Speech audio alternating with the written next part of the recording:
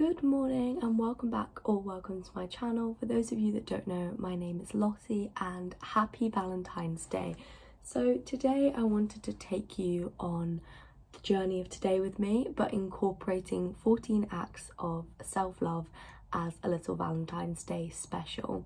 So I really want to stress the importance of self-love and taking care of yourself, because if you're not going to take care of yourself, then who is? It's really important to do little things throughout the day that make you happy and make you want to keep going.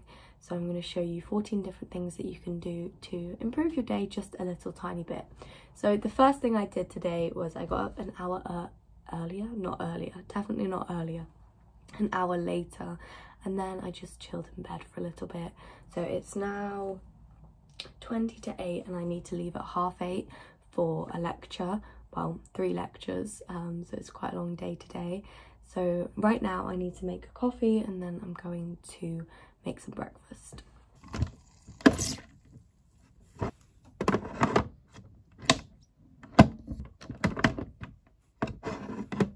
I've made my vanilla macchiato, so I'm just going to drink this whilst I make some breakfast. I'm not quite sure what I'm going to make for breakfast yet, as I do need to go shopping. So another self-care tip would be to have food in the fridge that you can actually make meals from.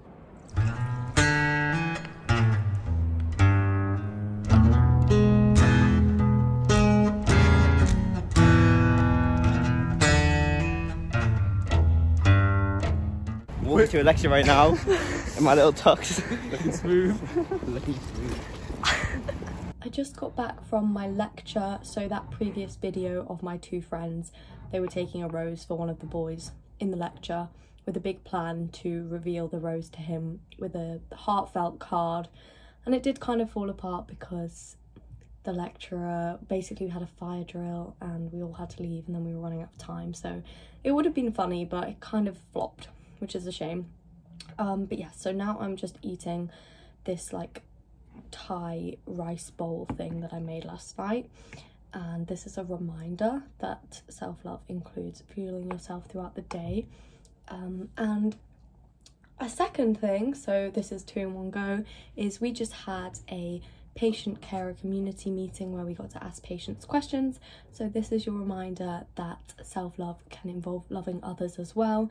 So ask people how they're doing, really ask them how they're doing, give a compliment, and I'm sure you'll feel 1,000 times better by doing so, reaching out to your friends and sharing the love.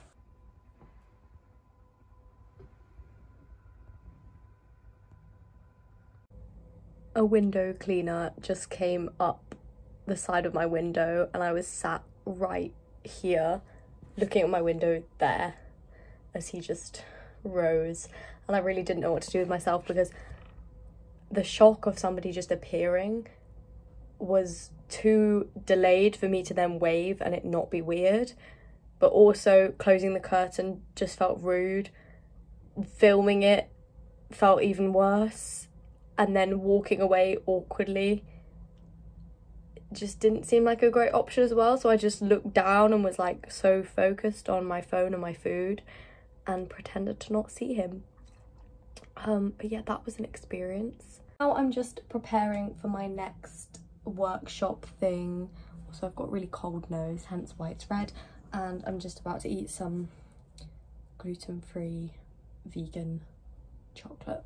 And this is your reminder to treat yourself, not just on Valentine's Day, but every day. If you have a craving, then don't try and avoid the craving by eating loads of other things. Eat a small amount of the thing you're craving, and the craving, I'm sure, will go away, and then you won't end up eating loads of other random things and then finally eating the thing that you're craving in the first place. And if you don't eat the thing you're craving, then you'll probably just make your day a little bit worse. So do your body a favour and give it what it's craving. It's now 4:20. I've just finished my poster workshop and I had a quick Zoom with my parents, and now I'm just drinking some tea, probably going to make a coffee or hot chocolate or something, and then I'm going to go down to the study rooms and get some work done before going out for dinner later. So this is just a reminder and something that I feel very passionately about, and I guess this kind of comes under the lines of like toxic productivity. I feel like a lot of people have this mindset that you have to have a specific workspace, it has to be perfectly designed for studying, get you in a productive mood, but I just don't think that's very realistic. As long as you're getting the work done and you're doing the revision, then I don't think it really matters where you're doing it. I mean, maybe don't do it in your bed if that's going to make you really stressed every time you get in bed, but if you're comfy on the sofa or you want to go sit in a cafe or wherever it is, as long as you're doing the work, it doesn't really matter. So don't get so caught up on having this perfect, productive lifestyle all the time. I mean, maybe in exam period that works for you and maybe it works for you all the time, but if it doesn't, don't beat yourself up for it. Just get comfortable, sit down and do the work, and that doesn't matter where you do it really. I just got back from the study rooms and now I'm getting ready to go for a Valentine's dinner with my friend or friends. I'm not sure how many people are coming yet. And this was another one of my self-care tips, is to get ready for the day, whether you put a little bit of makeup on or if you just get dressed.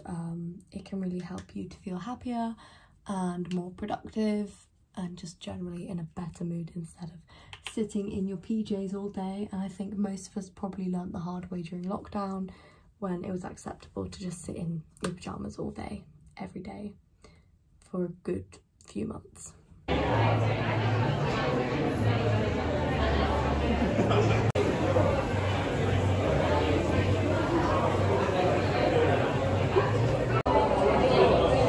I just got back from a really lovely dinner with my two flatmates, and I obviously want to emphasize the importance of not only spending time with your friends but also taking breaks, eating the food you enjoy and just having a good time. It's really important, and it doesn't matter that it's a Monday night. I mean, it is Valentine's Day, so it's a good excuse, but you can have fun any time of the week. Life isn't just about living on the weekends. If you want to have a good time one evening during the week, then you do that. Go and have fun. As long as you're getting balance in your life, then it doesn't really matter when you're having your fun. And yeah, so now I'm just going to sort out my pots because I've got a little bit of a pile going on here throughout the day. Just saying, that didn't look like a pile, but there is actually stuff in that bowl. So that's another one of my self-love and self-care tips, is make sure you tidy up after yourself throughout the day. Don't leave it to all pile up like I kind of have, but don't let that happen during the week, because you will only give yourself a much bigger job and your future self will not appreciate it when you have to clean up loads of pots and sort out your room. So try and do little jobs as you go along throughout the week, and it will make it much easier to stay on top of everything and not feel overwhelmed by a big mess. The pots are all clean and now I'm in bed. It is 10 to 11, so I'm just going to write in my like daily gratitude journal. So that's another thing that I want to add to the list of self-care tips, is being grateful for the things you've done during the day. You don't necessarily have to write this down, but even just reflecting on what you've done throughout the day can put a smile on your face and realise the little things in your day that can make it special. And then I might do a little bit of like mindfulness on my phone. I've got a couple of apps for that, and then I'm going to go to sleep. I've set my alarm for tomorrow because I have placement, and yeah, that's pretty much my day. I've gone over, then that's great. All the more self-care and self-love tips. The one other one that I did want to include, which I didn't do today because I went swimming last night, was being active. So I didn't actually have the time today because obviously I went out with my friends this evening, but staying active, getting in a little bit of exercise each day is really good.